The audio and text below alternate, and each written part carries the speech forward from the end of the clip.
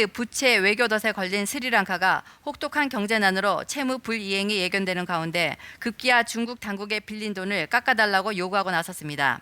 지난 9일 로이터 통신 보도에 의하면 라자팍사 스리랑카 대통령은 중국 왕이 외교부장을 만난 자리에서 코로나 유행으로 발생한 경제 위기 해결을 위해 채무 상환을 재조정해 주길 바란다고 요청했습니다.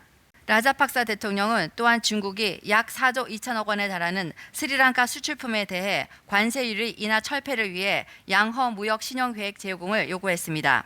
아울러 사전 승인된 호텔에 머물며 특정 관광지만을 방문하는 바이어 버블 형식으로 중국 관광객들이 스리랑카를 여행할 수 있도록 지원해달라고도 말한 것으로 알려졌습니다.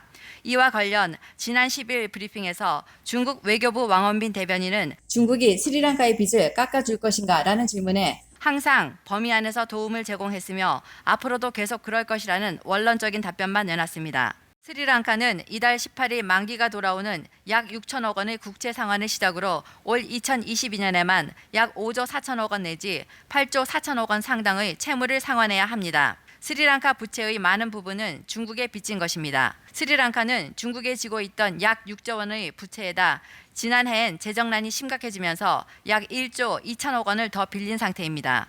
물가 상승과 실업률 및 빈곤층의 증가로 스리랑카 서민들의 고통은 매우 심각한 상황입니다. 국민들은 콩, 분유, 조리원 가스, 등유 등과 같은 부족한 생필품을 사기 위해 긴 줄을 서서 기다려야 하는 등 심각한 생활고를 겪는 것으로 알려져 있습니다.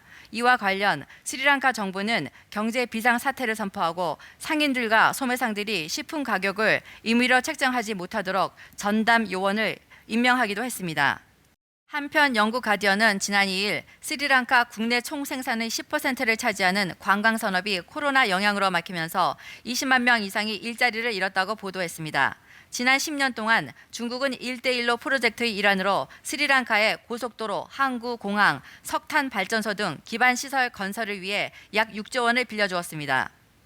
이를 두고 비평가들은 그 자금이 수익률이 낮은 흰 코끼리 프로젝트 즉 애물단지가 되어버린 시설물에 주로 사용되었다고 주장하고 있습니다.